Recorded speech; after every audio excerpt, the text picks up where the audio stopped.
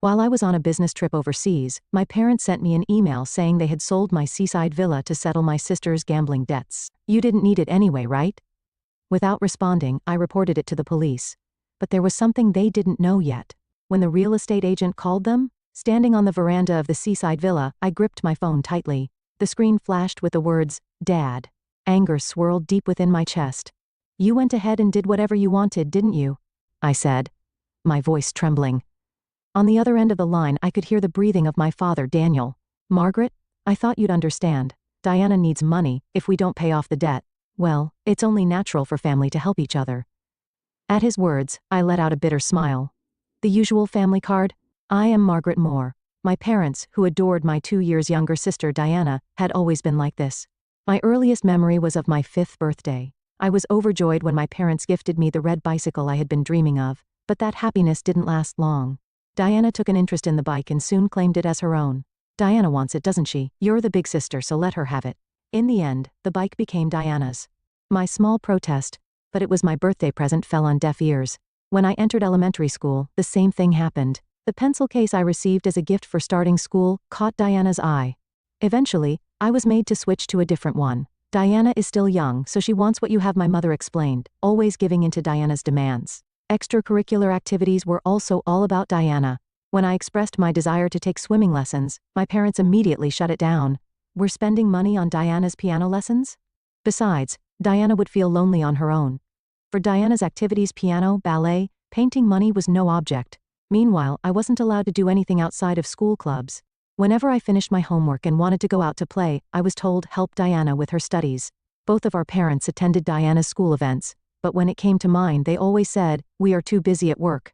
Even when I came in first in a race during sports day, no one noticed because Diana had fallen and was crying. During an open school day, I gave a speech as class president, but my parents skipped it to attend Diana's event. When I was elected as a class representative in 6th grade, I didn't even bother telling my parents. I knew the conversation would just circle back to Diana. What stands out most in my memory was my 3rd year of high school. I worked tirelessly to get accepted into my first-choice university, but my parents' reaction was cold. "Oh, that's nice," my mother said indifferently. "I'm more interested in Diana's mock test results." That evening at dinner, my mother made all of Diana's favorite dishes. It was supposed to be a celebration of my achievement, but every topic revolved around Diana. No one shared in my efforts or joy. For Christmas, Diana always received expensive gifts, while I got practical items like stationery or clothes. Even the travel expenses for my club competitions were denied because the money was needed for Diana's piano lessons. Diana is sensitive. Diana is delicate. By the time I entered university, I had completely given up on my relationship with my family. It was during this time that I met Ken in the windsurfing club. I was a freshman and a total beginner, constantly at the mercy of the waves. Ken, on the other hand, was older than me and the captain of the club. On the first day of practice, I was thrown into the sea countless times. I swallowed salt water, and my eyes stung unbearably. Just as I was about to give up, Ken extended his hand to me. "Everyone starts like this," he said. I fell all day long when I was a freshman too. I cannot describe how much those words saved me. Up until then, I had rarely experienced kindness in the face of failure. One particularly memorable moment happened on the final day of our training camp. At dusk, I was alone, battling the waves. I hadn't managed to stand up even once that day, and this was my last chance. "Margaret, the wind is shifting," Ken shouted from the shore. The moment I heard his voice, everything suddenly became clear. The direction of the wind, the movement of the waves, the feel of the board. Before I knew it, I was standing on the waves. I did it. My teammates cheered, but the only thing I saw was Ken's beaming smile. "Don't tense up on the board," Ken gently advised me. "Feel the waves and move with them." For some reason, those words deeply resonated with me. No one had ever treated me with such care before. My parents always focused on Diana and showed little interest in my efforts or achievements. "Margaret, you've got talent," Ken told me. "Your intuition for reading waves is amazing." It wasn't just his technical guidance that drew me in, it was also his kindness and the occasional mischievous expressions he wore.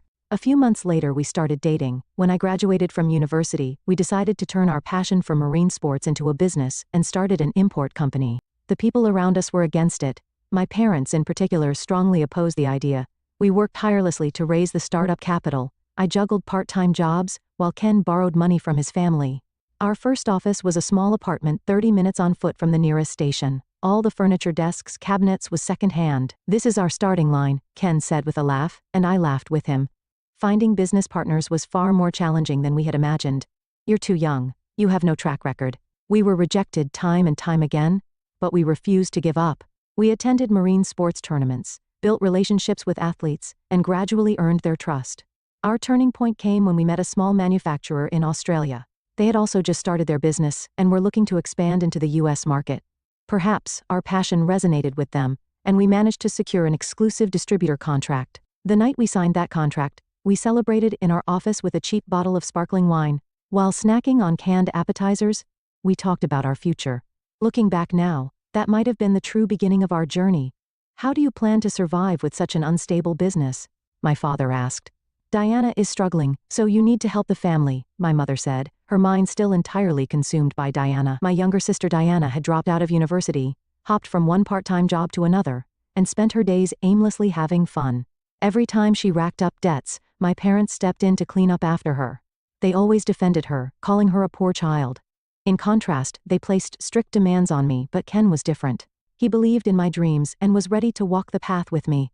If it's us, we can make it happen, he said. With those words in my heart, we took one step at a time to grow our company.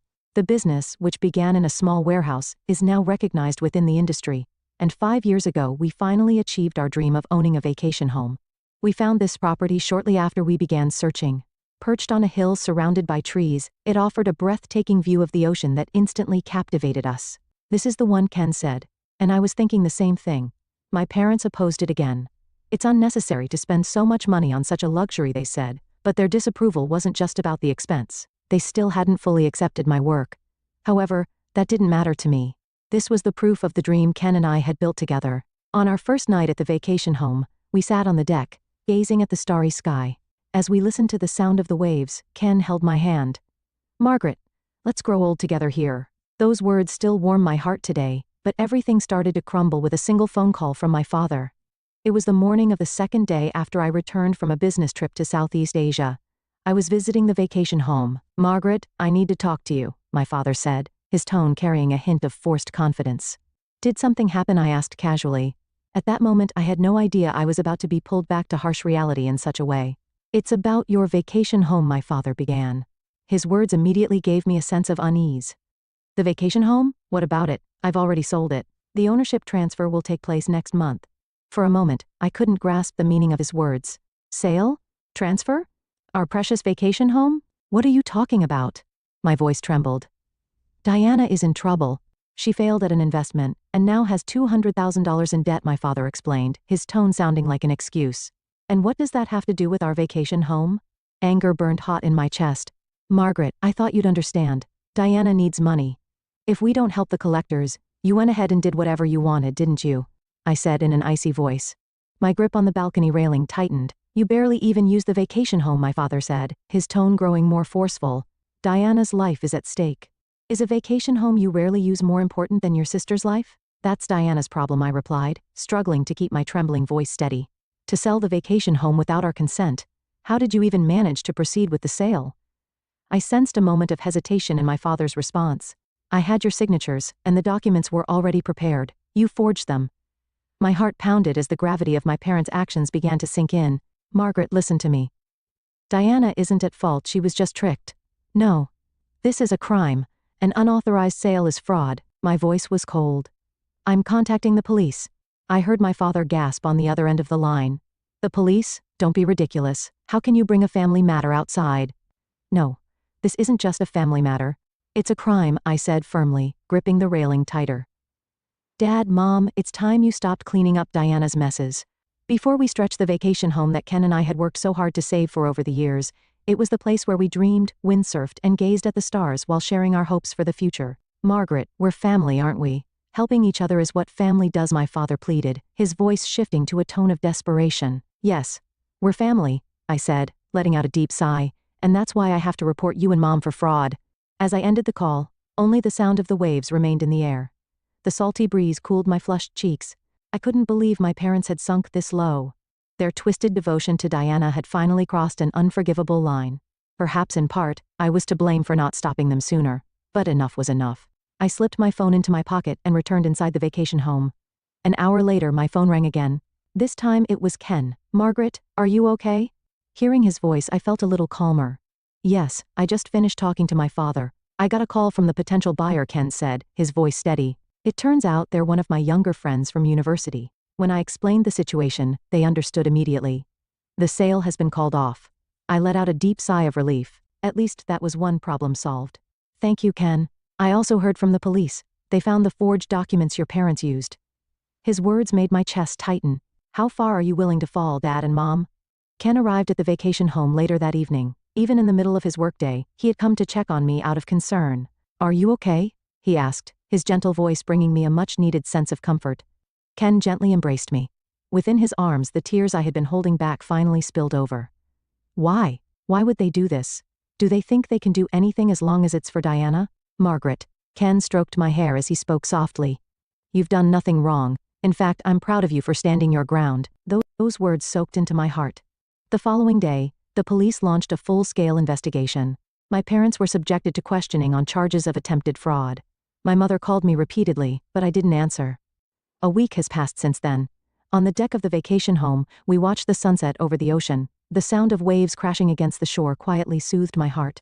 I remember, Ken said quietly. The day we found this place. I remembered too. The day we toured the property, we decided on the spot. Though the house was old, fixing it up became part of our memories. We repainted the railings, replaced the floorboards, and renovated the kitchen.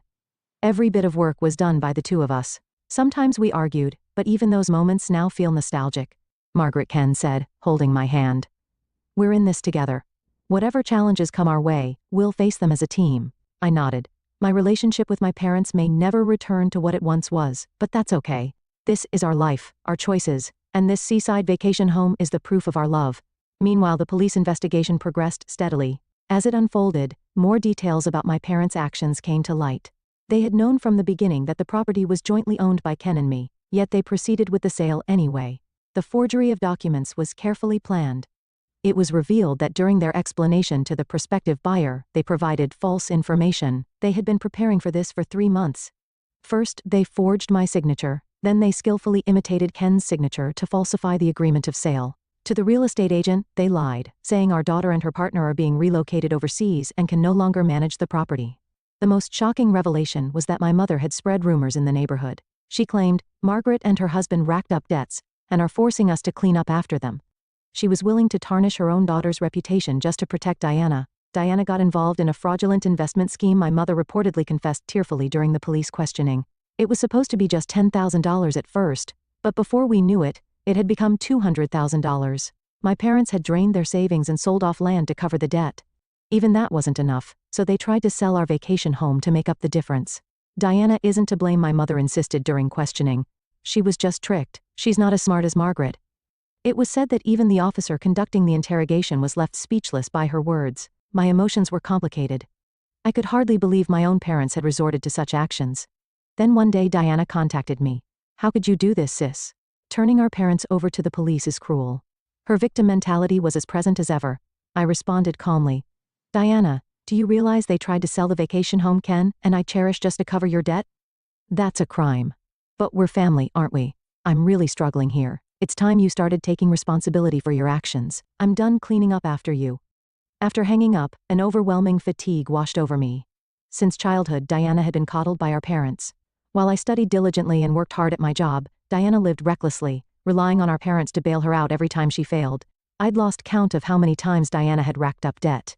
It started with a student loan during her one stone year of college. Initially, it was a small amount, $3,000 from a consumer finance company. Her reason? To go shopping for luxury brands with friends? Instead of scolding her, my parents excused her behavior, saying, "She's just a young girl, it can't be helped," and paid off the debt immediately. 2 months later, we discovered she had misused her tuition money. It had been spent on trips with friends and new clothes. My father dipped into his savings to cover the $30,000 shortfall. Diana lacks life experience, they said. It's natural she doesn't understand the value of money. Rather than reprimand her, my parents defended her with excuses. In her 3rd year, Diana abruptly announced she was dropping out of college. Her reason? I can't keep up with the classes. Shortly after, she began working part-time at a restaurant. There she started dating a customer. Eventually, he introduced her to an investment scheme, and she lost $38,000. You wouldn't understand, Margaret, because you're so smart, Diana said, glaring at me as if I were the problem. He's the only one I have. My parents begged her to break up with him and managed to persuade her, but once again, they paid off her debt. Their retirement savings were nearly depleted. And now, this. Duped by another fraudulent investment scheme, Diana had accrued $200,000 in debt. This time, my parents had no means left to cover it. So they turned to selling our vacation home. They spoiled her too much, I had always pointed out, but my mother would shake her head. Diana is a fragile girl. We have to protect her. My parents' excessive devotion to Diana was destroying her. She lacked any sense of personal responsibility, repeating the same mistakes while insisting I'm the victim. When I decided to start my own business, my parents vehemently opposed it. You should just join a stable company, they said. You need to be responsible for Diana too. But I had already escaped from that curse. With Ken as my partner and supporter, I had begun to walk my own path, and yet my parents tried to take away the place that meant so much to us in the end. The total debt, as far as I knew, exceeded $400,000. Every time my parents defended Diana as the poor girl and continued to clean up her messes. Diana isn't at fault. Society is just too harsh. You're lucky, Margaret, so you should help. Those words now echoed with bitter irony. In the end, my parents ruined Diana's life by spoiling her. And now they were trying to destroy ours as well. Maybe they never really accepted what we do for a living, Ken said seriously. He was right. Their attempt to sell the vacation home was just an extension of their lack of understanding. Perhaps that's why they were able to decide so easily to get rid of something we cherished, but that's their problem, I said firmly. Our bond is something no one can break. Ken smiled gently. That smile always gave me strength. We had our own path. The memories etched into this vacation home were proof of that. As autumn deepened, the sea grew rougher little by little. We sat close together on the deck, watching the sunset over the ocean. My relationship with my parents and Diana would likely never return to what it once was. But that was my choice. The final report from the police arrived with the onset of winter. My parents were prosecuted and received a suspended sentence. I discarded their apology letters without reading them. Sometimes forgiving only enables the repetition of wrongdoing. That was a lesson I had learned. A year has passed since then. According to a neighbor who spoke to my mother's friend, my parents are still struggling to repay their debts. After the fraudulent sale of the vacation home was exposed, my father had to resign from his job. My mother now juggles part-time jobs, early mornings at a warehouse, packing at a food factory during the day, and working the register at our supermarket at night. I heard the Moores are having a tough time. I overheard a housewife gossiping near the supermarket register where my mother worked. She has lost so much weight. Their family home has already been sold. And my parents and Diana now live in a cheap apartment on the outskirts of town. Their retirement savings and all their funds were depleted, and they took on more debt to pay off Diana's. Margaret, can't you help your parents? Relatives called me multiple times with the same question, and every time I gave the same answer, they'll have to solve their problems on their own. Diana hasn't changed. She met a man at a nightclub and is now considering another investment scheme. This time, it's foolproof. I'm definitely going to make money. When my parents tried to stop her, Diana lashed out. I'm struggling, and you're acting like Margaret so cold-hearted. Just help me. But my parents no longer had the means to support Diana. They were barely managing to keep up with monthly repayments. My father had taken on a night security job, working weekends without a break. My mother spent her days scouring supermarket sales for discounted items. She can't afford to be picky, neighbors would say, though she was once seen crying alone on the roadside late at night. Diana, angry at being abandoned by my parents, directed all her fury toward me. This is all your fault, sis. Reporting them to the police ruined everything. We could have solved it all just by selling that stupid vacation home. One day I ran into my mother at the supermarket. She was unrecognizable, her hair now white, her back hunched. When our eyes met, she hurried away, avoiding me. Her shopping basket was filled with soon-to-expire discounted food items. My father, meanwhile, reportedly collapsed during his late-night security shift. The diagnosis was overwork. Still, he returned to work without rest, knowing that if they fell behind on payments, the collection calls would never stop. At the end of the year, I received an email from Diana.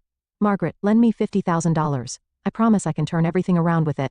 She had maxed out her consumer loans, her credit cards were unusable, there was no one left, friends or acquaintances she could borrow from. Cornered, Diana was turning to me for help. I didn't reply. Instead, I sent my parents information on counseling and debt relief services. That was the most I could do for them now. Why didn't we realize what was happening before it got this bad? The words of my mother's friend lingered painfully in my heart, but this was the path my parents had chosen. Their blind devotion to Diana had ultimately brought the entire family to ruin. I sighed deeply as I gazed out at the ocean at night. Ken came up behind me and gently placed his arms around my shoulders. You're not at fault, he said. I nodded quietly at his words. I had made the right choice. It was a painful but necessary decision. I've been thinking, Ken said, his expression serious. What if we use this vacation home as a venue for charity events? Charity, yes. Let's give underprivileged kids the chance to experience marine sports. I was deeply moved by his suggestion. Having experienced the loneliness of being misunderstood by my own family, I wanted to support children who felt the same isolation. That's a wonderful idea, I said. Ken continued. Your parents saw this place as nothing more than a piece of real estate, but to us, it's a place of dreams. If we could share that dream with others. I took his hand in mine. Ken always understood the deepest corners of my heart. Let's do it, I said with determination. We changed into our wetsuits. Riding the waves, I felt a pure sense of happiness. Yes, my relationship with my biological family was lost, but I had chosen my path, and that choice wasn't a mistake. Listening to the sound of the waves, we looked toward the future. This vacation home will continue to nurture our dreams, and now it will also become a place of hope for others pursuing dreams of their own.